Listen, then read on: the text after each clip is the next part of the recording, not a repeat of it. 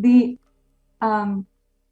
Srividyahoma from in St. Louis, Washington, which is another place where, St. Louis, Missouri, which is another place where the Supreme Pontiff of Hinduism had carved the deities, carved the deities in India, shipped it from India to the United States, had it travel to city, and then inaugurate and consecrate those deities.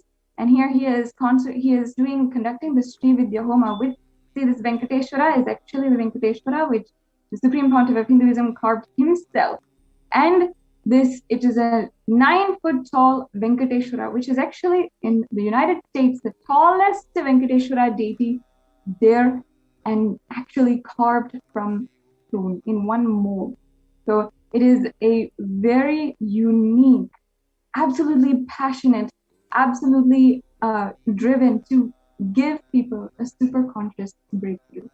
And not only this, establishing the Hindu ecosystems, you can see how many people are there. You can see how Swamiji has trained the acharyas, the puja acharyas, how they should dress, how they should be conducting the rituals, everything. He has trained, he had literally poured his heart into, and in a completely different environment, in a place which is not supporting Hindus at all. But somehow he enriched one by one all of the Hindus who are there to create these beautiful ecosystems. And not only the temple ecosystems, but traveling city to city and giving discourses on beautiful sacred Hindu scriptures. The Bhagavad Gita, Shiva Sutras, Yoga Sutras. From 2005, 6, 7, 8, 9, the Supreme Pontiff of Hinduism traveled city to city giving these discourses. And there you have footage of that as well, on how he has traveled, he's given these beautiful discourses on in city to city. After he would speak these eloquent truths that literally would have the power to awaken the divine in you in that very second. He would give darshan to each and every individual. The Supreme Pontiff of Hinduism would listen to each and every query, blessing, request, boon that the people wanted, and he would take care that they were fulfilled. And like this, one by one, 37 temples across the globe had been established by the Supreme Pontiff of Hinduism. 37 Hindu ecosystems with deities carved by him, shipped from India, with all of the paraphernalia, the Vedic paraphernalia established by him and revived by the Supreme Pontiff of Hinduism. And after that, with thousands of centers and so many different places, the satsang centers, the Supreme Pontiff of Hinduism had literally been able to establish beautiful ecosystems. And in one of these ecosystems is where I grew up. I grew up in Seattle, Washington, in the United States, and I was so blessed to have met and had the darshan of the Supreme Pontiff of Hinduism when I was 7 years old, along with my family. And my family being from a Hindu background, a Brahmin Hindu background, we immediately were so in love with how the Supreme Pontiff of Hinduism had given so much time, effort, his mission, his determination, his passion to revive the sacred Hindu scriptures and to revive these Hindu ecosystems, revive the Adi Shaivite minority community, Kailasa, across the world. And I have a few pictures that I'd like to share of myself and my family participating and volunteering in the beautiful Kailasa in Seattle, the Supreme Pontiff of Hinduism had revived. I'd like to share a few details about Kailasa in Seattle.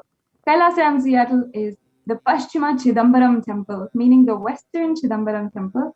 It houses is the sacred shrine for Nataraja, the deity of Nataraja, who was a single mold, beautiful, 10 feet tall, golden Panchaloka deity that was carved and by the Supreme Pontiff of Hinduism and still stands and dances today in Seattle, Washington, in the temple there.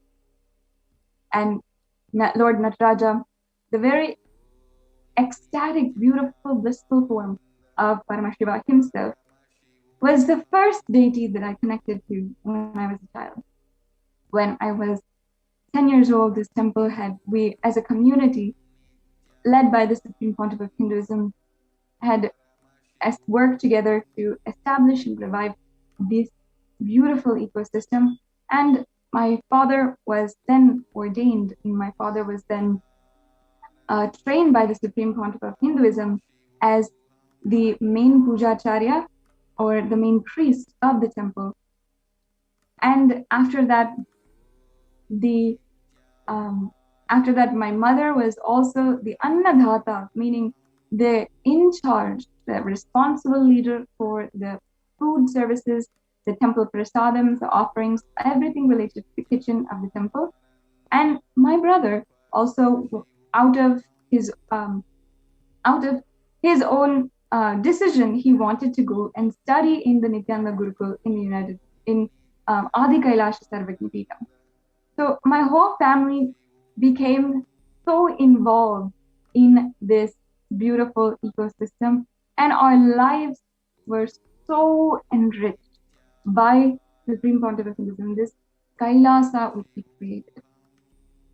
The Supreme Pontiff of Hinduism, through his books, discourses, videos, the revival of the temple rituals, and through the revival of the sacred art, in all of these ways, enriched my life and my childhood, so that I, as a child, could just literally surround myself in these beautiful sacred sentiments, inside and out, and live it, soak in it from a very young age.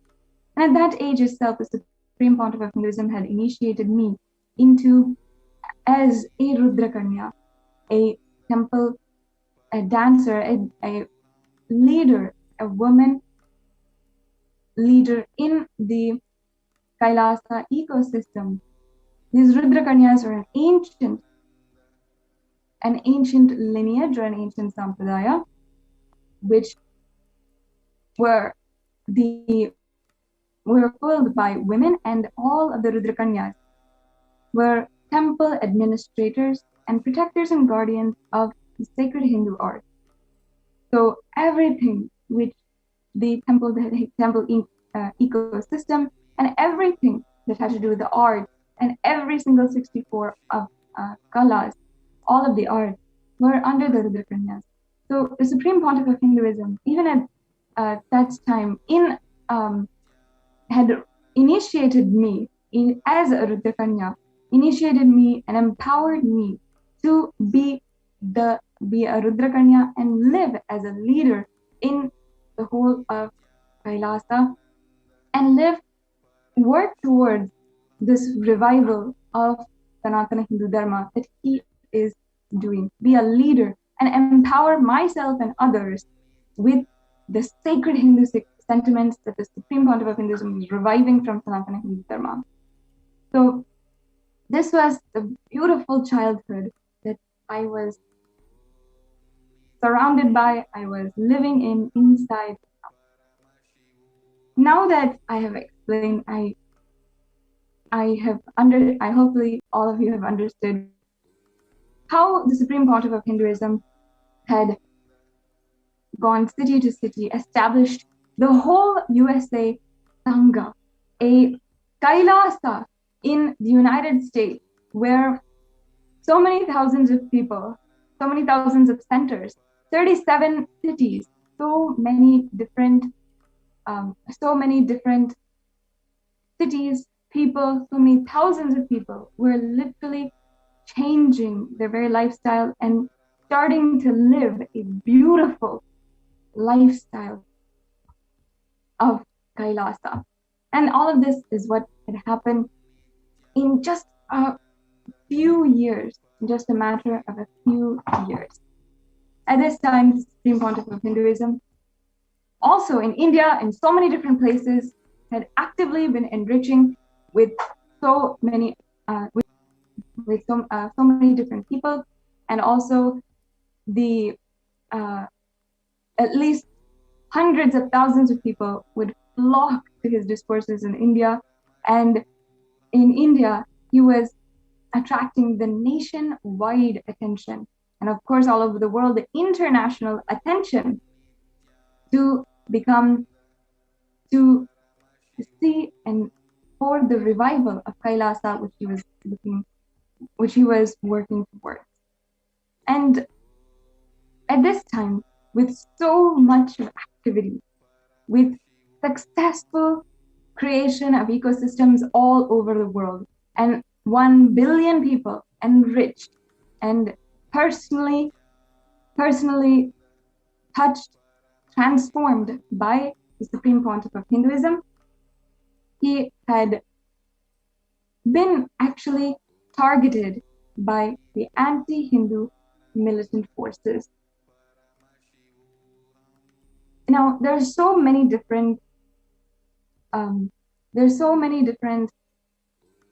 examples that I would like to take when we talk about the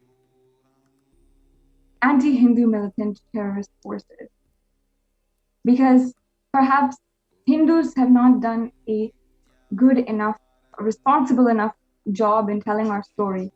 And let me take a few examples to explain the existence and what the Hindu militant forces are like. For example, in Africa, the terrorist group had kidnapped children and had trained them, brainwashed them, manipulated them as child soldiers, and then made these poor, vulnerable children feel as though they needed to go and fight their own people, kill their own family members, and rape their own sisters. In the Rwandan genocide, in the Cambodian genocide, in the Yazidi genocide that is ongoing right now, in even the Jewish Holocaust, rape and child abuse was used as a weapon of war. It was used in order to weaken and absolutely demobilize, destabilize an entire civilization. And in the same way, the anti-Hindu forces had done against Hindus.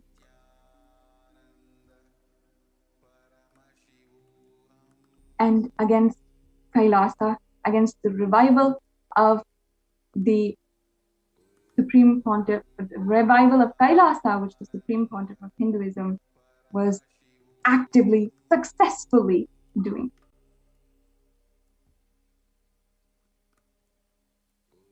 And again, I would like to say this because I am victim and witness to what happened.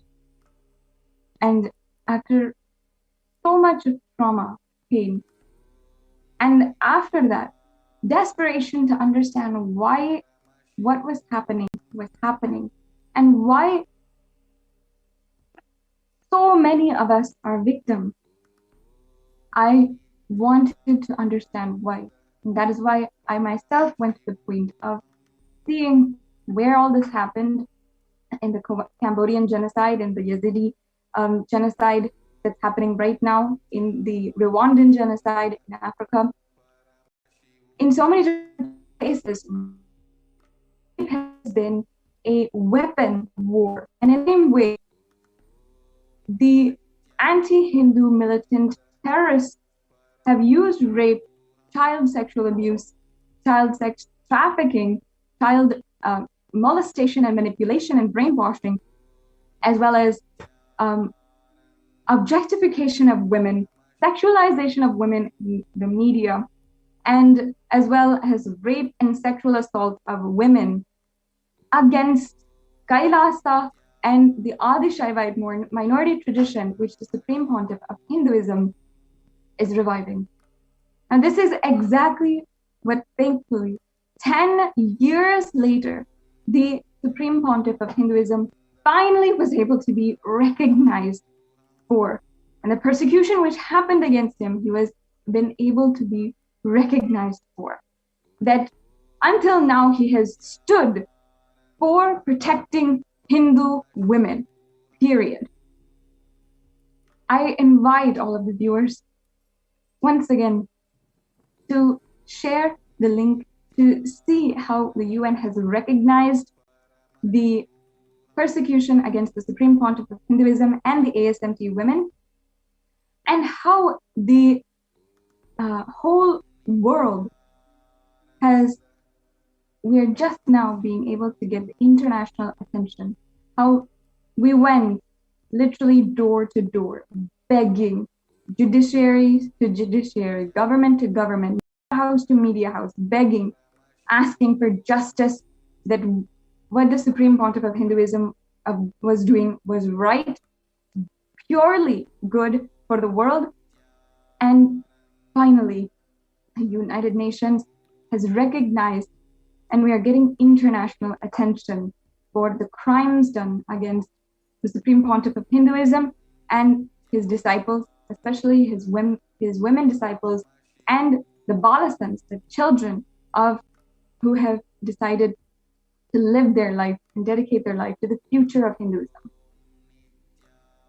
In the same way that rape has been used as a weapon of war in all of the genocides and holocausts of history so far, it has been used against Kailasa and the Adi Shaivite minority community.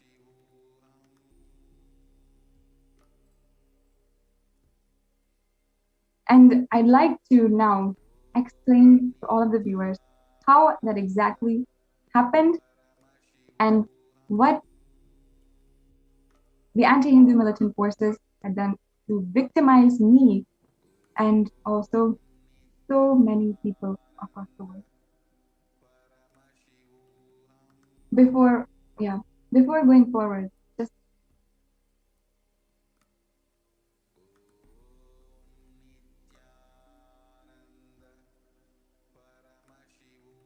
wanted to show once again to all of the viewers, this is the ecosystem that I was able to be brought up in.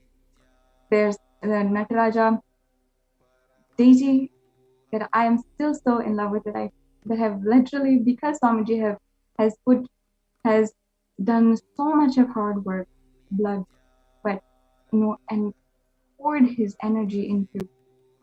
He had put this ecosystem just made this ecosystem available for me, surrounded me by this ecosystem, and helped me grow. My whole family, as you can see, all the pictures, my whole family was involved, and even the main Pujacharya, who's sitting in the front and leading all of us, is my father. My mother is also seated there as well, doing the Guru Puja.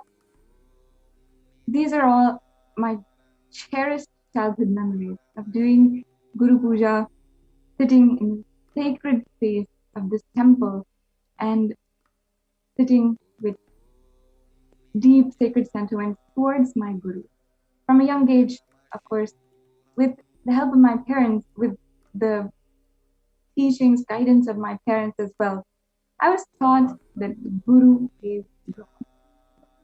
And this beautiful sacred sentiment is how I was able to empower myself at a young age. And the Supreme Pontiff of Hinduism had worked so dedicatedly to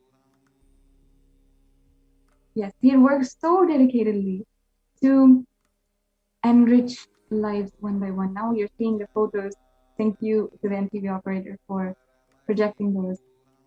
Now you're seeing the photos of the Supreme Pontiff of Hinduism. Here he is with the Francois, the St. Louis governor. So he was the governor of St. Louis, and he was in this. The governor of St. Louis had awarded the Supreme Pontiff of Hinduism a certificate of recognition, and like this, across the United States, in so many different cities, the Supreme Pontiff of Hinduism was awarded, recognized, and even the scientific community, which you can see here, are recognizing, inviting him to to be able to further their scientific experiments and their scientific discoveries. And here you can see the congregation of leaders. Actually, this is a Kumbh Mela held in the United States. And the Supreme Pontiff of Hinduism is the only leader who has revived the Kumbh Mela in the United States. And year by year, himself conducting the Kumbh Mela with all of the sacred rituals and all of the dedication to revive the celebratory sacred sentiments of the Kumbh Mela. And he revived this culture in Los Angeles, in Ohio, in St. Louis, in so many different cities, as you can see here. In this video, which is also available on YouTube, which you can go and see, the Supreme Pontiff of Hinduism had invited all of the a congregation of Hindu leaders to come and be seated and be invited to a platform where they could discuss revival of Kailasa in the United States. And as you can see here, a huge list of recognition of different certificates that were all from extremely notable, esteemed leaders of the United States government, even the California state legislation, the Supreme Court of California, the Senate, all have, as you can see here, even yes, even the Senate of California, the California state legislation, the different cities in California, including Artesia, had been given the keys to the city. All the keys to the city were gifted and presented to the Supreme Pontiff of Hinduism in appreciation of the amount of work that he did. Not only that, not only in the US, but also in Canada, for the work that the Supreme Pontiff of Hinduism did in 2016, the Premier of Canada had recognized and given a letter of recognition for the amount of work that had gone into the Annadan, serving hundreds of thousands of people every single day, free food, free medical camps, free healing services, everything, absolutely free of cost. And here you can see all of the different recognitions by extremely notable people. The California state legislation, the Assembly of California, the County of Los Angeles, all these people recognized the work the Supreme Pontiff of Hinduism did. So as you can see here, the Premier of British Columbia had given the keys to the city to the Supreme Pontiff of Hinduism on a tour. And during one of the Supreme Pontiff of Hinduism's tour, the Premier of British Columbia had been an honored guest in the tour, and then presented the keys of the city to the Supreme Pontiff of Hinduism. So like this, more than 40 awards, recognition, is what the Supreme Pontiff of Hinduism had worked and earned through his hard work, dedication, absolute, unconditional love for the whole of humanity. And it was this that the anti-Hindu militant forces and terrorists had simply destroyed and had cunningly, strategically worked to absolutely destroy, take over for two things. One, to leech the resources of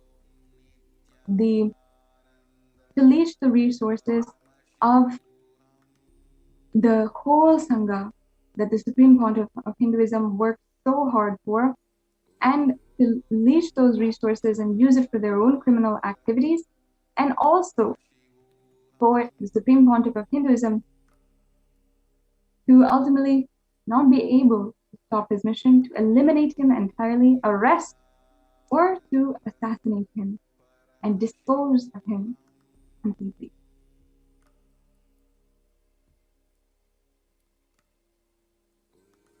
And now, coming back to what happened to me in the year 2008.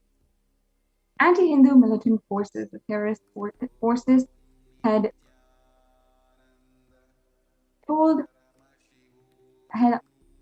targeted me in order to use me as a pawn in their conspiracy against the Supreme Pontiff of Hinduism. And in the next few minutes, I'd like to share with each and every one of you about how this happened. I'd like for each and every one of you to, if you can, comment down below. And I'd love to have a conversation with each and every one of you about what is the crisis at hand. I hope that you've been listening so far to my story, and I hope that you have the patience and are able to listen at this point in time to my story, which I plead and insist that is not the story of just one girl, but what is happening, the trauma, the pain and suffering that has been happening and is happening against the Supreme Pontiff of Hinduism and all Hindu women. I would like to rejoin each and every one of you. Please stay tuned. We'll be with you right back after a very quick break. Thank you so much.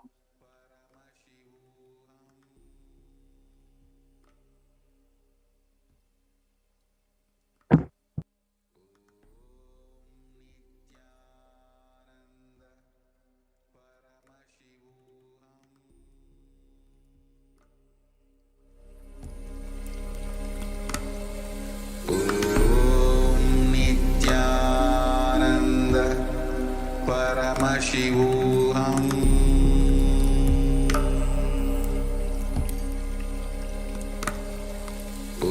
Om Nithyananda Paramashivoham.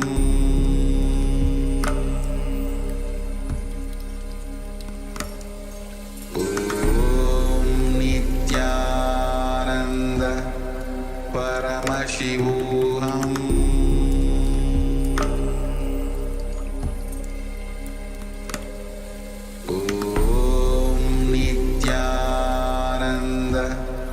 Paramashivoham.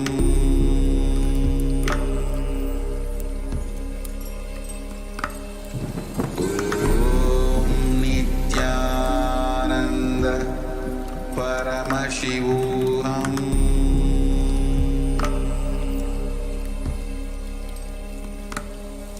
Om Nithyananda Paramashivoham.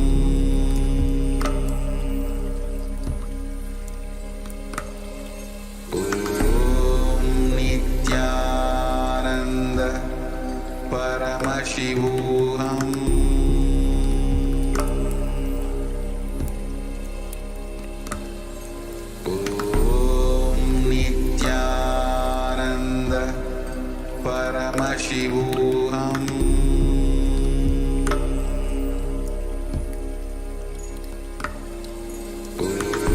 Om Nithyananda Paramashivoham. Paramashivoham.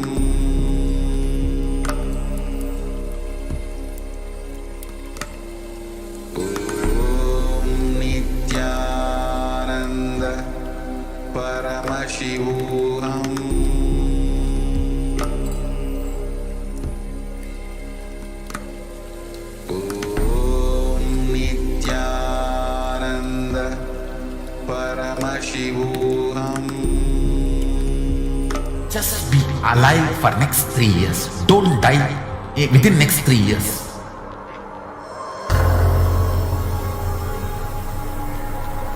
Just don't die within next 3 years.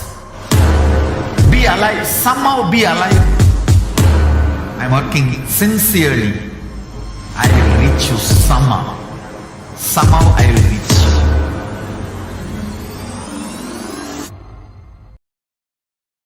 It's my commitment to humanity.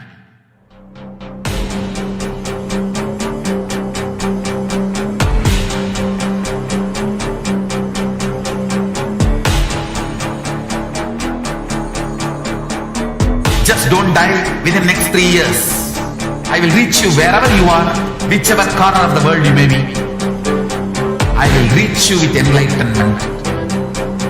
You manifesting the space, state, powers, being Paramashivoham.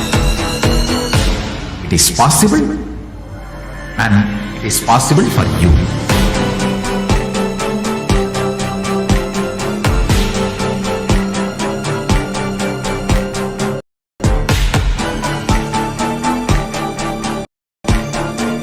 Paramashivoham will reach you with enlightenment science.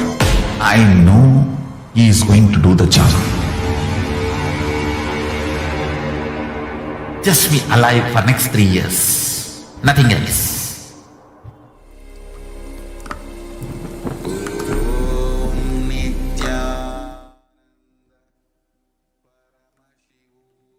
Nithyanandam, welcome back to all of the viewers. Thank you so much once again. I really am humbly thanking each and every one of you for listening in to this broadcast at the moment, for allowing me to take your time and express my deepest humble feelings and allowing me to express my story.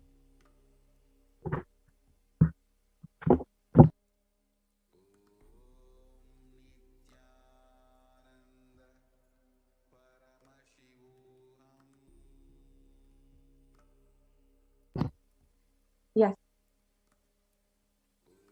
I'd like to continue on from where I had left off. I had been a 11, 12-year-old in this beautiful ecosystem that the Supreme Pontiff of Hinduism had created for me and so many hundreds of people to be enriched in their life and to empower themselves with a pure consciousness and empower themselves to make superconscious breakthrough happen in their life. And it was at this time that I was targeted by the anti-Hindu militant terrorists and one of their leaders. The anti-Hindu militant terrorists infiltrate into Hindu sanghas, Hindu communities, the Adi Shaivite minority tradition, into Hindu households even, and they literally do whatever they can to take over and use their resources to fuel their own criminal activities, take over the entire sanghas, take over the entire Kailasa, the entire communities, and literally make absolute rubbish, make literally the Hindu ecosystem destroyed to the point of no return. In Seattle, Washington, as I was in the United States, it became a target where as an isolated place, as a place away from India and away from so many places, it became an opportunistic ground for the anti-Hindu militant terrorist forces to target me and my family. And I know that I'm not the only one. I was told very clearly by the leader of the anti-Hindu militant terrorists that I was not the only one to have gone through, to be one of their victims, to have gone through what I have gone through. And I know that there's so much more than what I have been witness to and thank God that Swamiji has, thank Swamiji that he has protected me unconditionally, and he absolutely ensured that my life would not go to waste. When I was 12 years old, in November of 2008, my mother had gone to India in order to take care of our sick grandmother. And at this time, I became a very vulnerable target to the leader of the anti-Hindu militant force. And he was one of the leaders who would later show himself to the media actively against conspiring against the Supreme Council of Hinduism.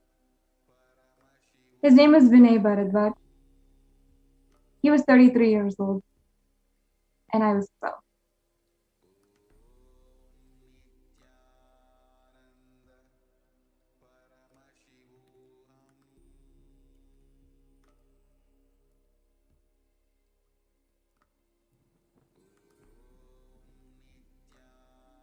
To show you how much dedication, how impressive is the building of the Kailasa in the United States. In the next segment, I'd like to show you how the anti-Hindu militant forces used to rape against women and children in order to entirely destroy that and destroy the effort to revive Kailasa and revive the Sanatana Hindu Dharma, revive Hinduism. When I was 12 years old at that time, Vinay, the leader of the anti-Hindu militant forces, had started to pay special attention to me. He started to, I can say, he started to pay special attention to me. And in the whole temple, I was the one who was the daughter of the priest. I was the one who was the daughter of the Annadata. And my parents, being extremely humble, sincere, kind, friendly, devotional, had accepted Vinay as their friend and trusted him, as we all do in our community. We are a trusting, loving community, and there's absolutely nothing wrong with that. When I began to be manipulated and targeted by forces, the anti-Hindu terrorists, Vinay, I myself absolutely silenced by his words, by his actions, and by the power that he exerted over me and everyone else. Vinay Bharadwaj had been conspiring since that time.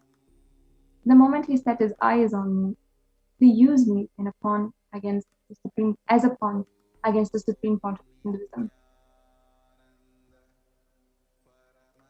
I would like to tell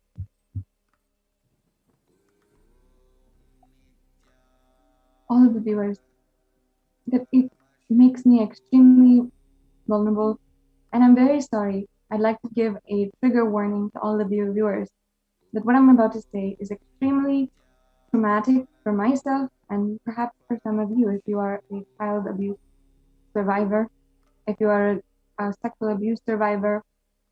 This is a trigger warning for each and every one of you that what I'm about to say is going to be extremely raw and extremely truthful about what he did and what had happened. When I was 12 years old, he started to speak to me about Swamiji, about the Supreme Pontiff of Hinduism, and he started to lure me away into his private spaces, into a private room in the temple, saying, oh, I'm tutoring her, I will give you tutoring, or I will help you in meditation, or I will, or he would say that I will make all of I'll teach you meditation, I'll teach you the sacred scriptures. He would say this, and he would lure me away to private spaces, to different rooms, private rooms in the temple. And then when that escalated,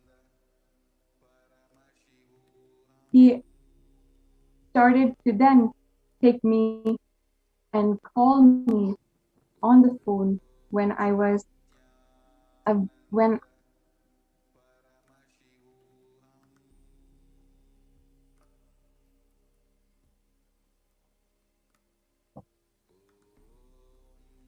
I'm sorry, it is very difficult for me to express this in words.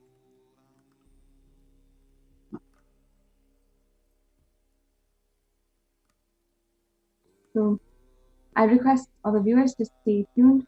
I would like to fully express myself and tell my full story. I request each and every one of you to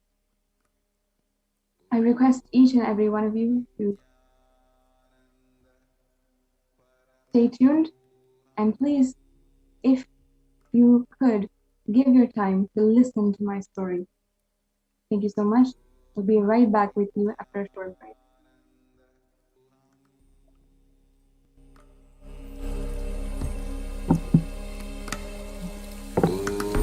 Ananda Paramashivoham.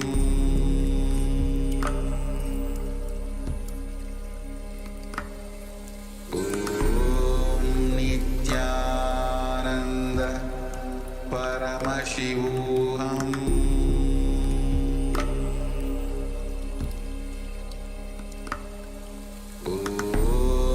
Nithyananda Paramashivoham.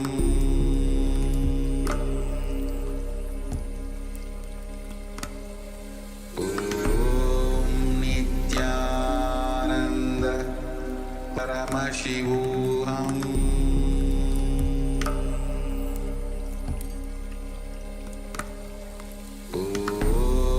Nithyananda Paramashivoham.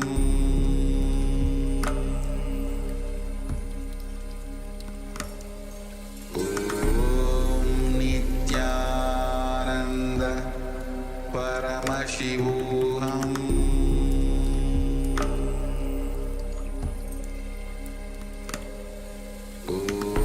Ananda Paramashivoham. Nithyananda Paramashivoham. Nithyananda Paramashivoham. Ananda Paramashivoham. Nithyananda Paramashivoham.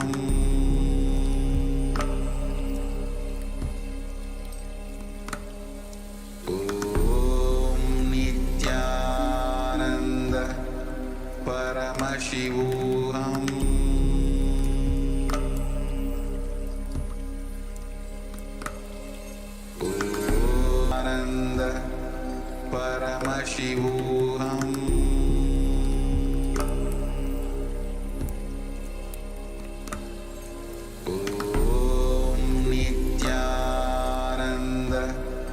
Paramashivoham.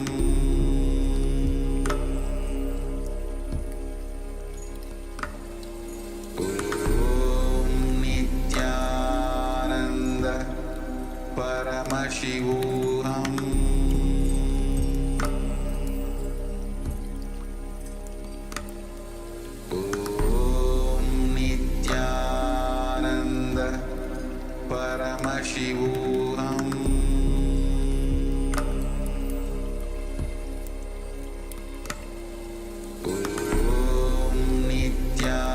Nithyananda Paramashivoham.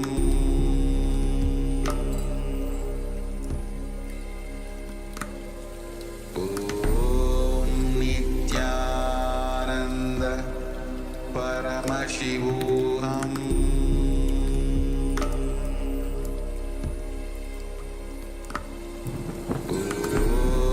Nithyananda Paramashivoham.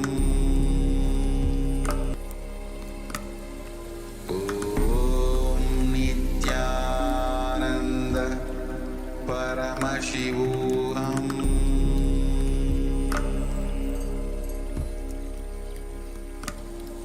Om Nithyananda Paramashivoham.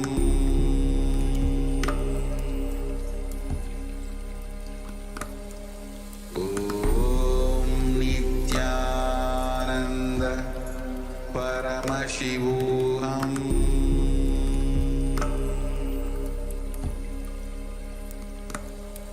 Om Nithyananda Paramashivoham.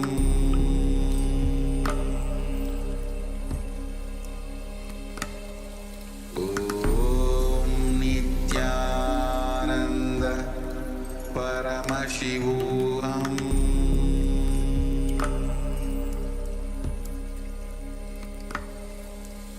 Om Nithyananda Paramashivoham.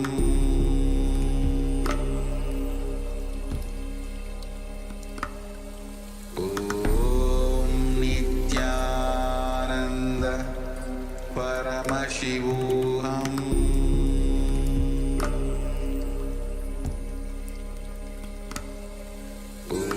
Om Nithyananda Paramashivoham.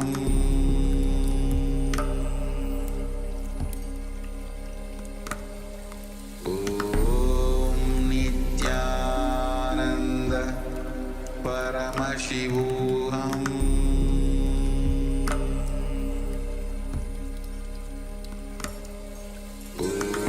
Om Nithyananda Paramashivoham.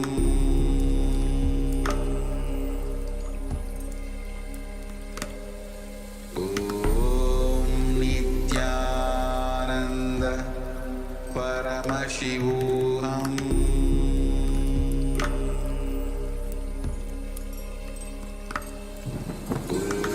Om Nithyananda Paramashivoham.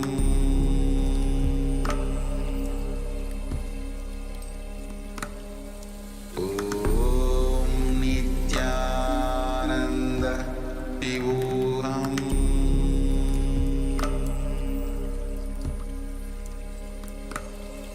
Om Nithyananda Paramashivoham.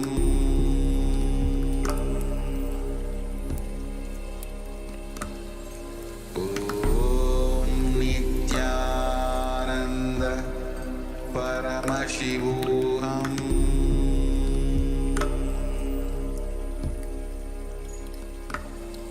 Om Nithyananda Paramashivoham. Ananda Paramashivoham. Om Nithyananda Paramashivoham. Nithyananda Paramashivoham.